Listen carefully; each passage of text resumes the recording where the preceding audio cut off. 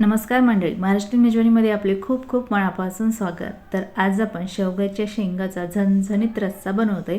तर त्यासाठी इथे मी 1 पाव शेवग्याच्या शेंगा कट करून आणि सोलून घेतल्या. आता ह्या सोलून घेतलेल्या शेंगा आपल्याला एका बाउलमध्ये टाकून घ्यायच्या आणि या शेंगा पाण्यामध्ये बुडेल इतपत कोमट पाणी टाकायचं आणि त्यानंतर यामध्ये अर्धा चमचा मीठ टाकायचं. तर या गरम पाण्यामध्ये मीठ आणि शेंगा मिक्स करून घ्यायच्या. त्यानंतर मसाल्याचं वाटण तयार करेपर्यंत ह्या शेवग्याच्या शेंगा या कोमट पाण्यामध्येच बाजूला ठेवून द्यायच्या. आणि मसाल्याचं वाटण तयार करण्यासाठी एक गॅसवर तवा ठेवला. तव्यावरती 2 चमचे खोबऱ्याचे काप टाकून घेतले. खोबऱ्याचे काप भाजण्यासाठी त्यामध्ये थोडंसं तेल टाकून घ्यायचं आणि चमच्याने हलवत हे खोबरे छान लालसर रंगाचे भाजून घ्यायचे. तर इथे बघू शकता की खोबरे छान लालसर रंगाचे भाजून झाले. आता भाजलेले खोबरे एका प्लेटमध्ये काढून बाजूला ठेवून द्यायचे आणि त्यानंतर तव्यावरती आपल्याला 1 चमचा फुटाण्याची डाळ टाकून घ्यायची आणि ही फुटाण्याची डाळसुद्धा आपल्याला लालसर रंगाची भाजून घ्यायची.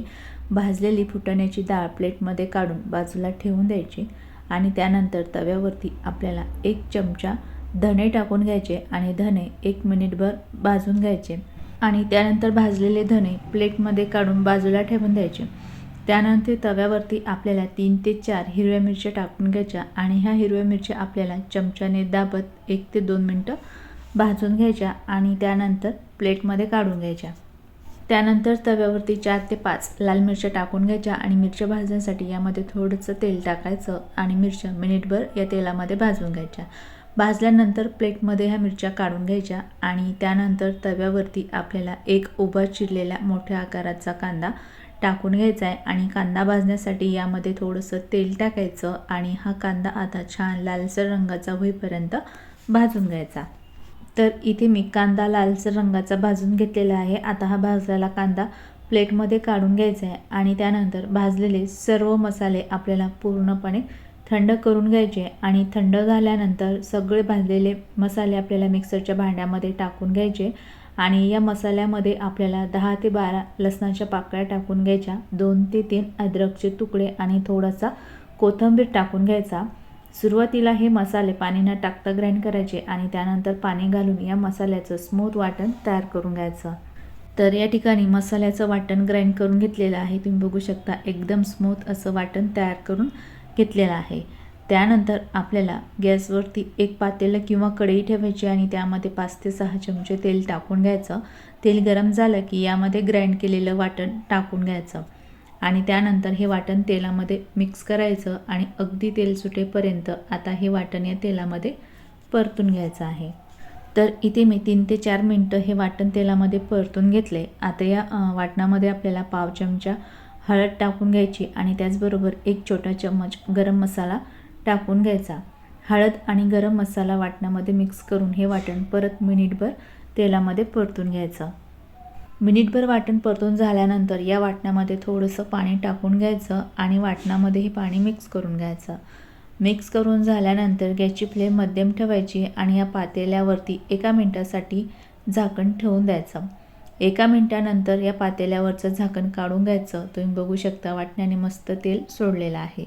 आता या वाटणामध्ये आपण ज्या शेवग्याच्या शेंगा पाण्यामध्ये ठेवल्या होत्या त्या काढून या वाटणामध्ये टाकून घ्यायच्या आणि यामध्ये अर्धा चमचा मीठ टाकून घ्यायचं. वाटणामध्ये मीठ आणि शेवग्याच्या शेंगा मिक्स करून घ्यायच्यात आणि त्यानंतर आता शेवग्याच्या शेंगा शिजण्यासाठी आणि रस्सासाठी यामध्ये पाणी घालायचं. तर आपल्याला सुरुवातीला 1 ग्लास इतकं पाणी टाकून घ्यायचं आणि शेवग्याच्या शेंगा आणि मसाला मिक्स करून घ्यायचा. मिक्स करून झाल्यानंतर या भाजीतील रस्स्याचा थिकनेस बघायचा आहे. तर तुम्ही या ठिकाणी बघू शकाल की इथे आपला रस्सा थोडासा दाटसर वाटत आहे, कारण आपल्या शेवग्याच्या शेंगा शिजण्यासाठी सुद्धा थोडासा रस्सा आटणार आहे. त्यामुळे थोडंसं अजून मी पाणी टाकून घेतलं. पाणी टाकल्यानंतर परत एकदा ही भाजी मिक्स करून घ्यायची. मिक्स करून झाल्यानंतर इथे तुम्ही बघू शकाल की ग्रेव्हीचा थिकनेस खूप जास्त घट्ट नाही आणि खूप पातळसुद्धा नाही, असा मध्यम थिकनेस ठेवायचा आणि त्यानंतर या पातेल्यावरती झाकण ठेवून मध्यम आचेवरती ही भाजी 10 मिनटं शिजवून घ्यायची. 10 मिनटानंतर पातेल्यावरचं झाकण काढून घ्यायचं आणि भाजी चमच्याने मिक्स करून घ्यायची. तर मिक्स केल्यानंतर तुम्ही बघू शकाल की भाजीला रंग छान आलेला आहे आणि भाजीतील ग्रेव्हीसुद्धा छान अशी थोडी दाटसर झाली आहे. आता या भाजीतील शेवग्याची शेंग शिजलेली आहे की नाही ते दाबून बघायचं. तर बघू शकता हाताने दाबताच आपली शेवग्याची शेंग छान सॉफ्ट शिजून तयार झालेली आहे. तर या ठिकाणी झणझणीत आपली शेवग्याच्या शेंगाची रस्सा भाजी तयार झालेली आहे. तर या ठिकाणी आता गॅस बंद करून घ्यायचा आणि तयार झालेली गरमागरम शेवग्याची भाजी एका प्लेटमध्ये काढून घ्यायची आहे. तर बघू शकता खूप मस्त असा या भाजीचा रस्सा तयार झालेला आहे आणि भाजी चवीला तर खूपच छान लागते. तर माझ्या पद्धतीने मसाला तयार करून अशी शेवग्याच्या शेंगाची भाजी नक्की करून बघा, तुम्हाला पण खूप आवडेल. तर रेसिपी आवडली असेल तर रेसिपीला लाईक आणि तुम्ही अजूनही चॅनलला सबस्क्राईब केलं नसेल तर प्लीज सबस्क्राईब करा. परत भेटूयात पुढच्या व्हिडिओमध्ये. तोपर्यंत बाय बाय, टेक केअर.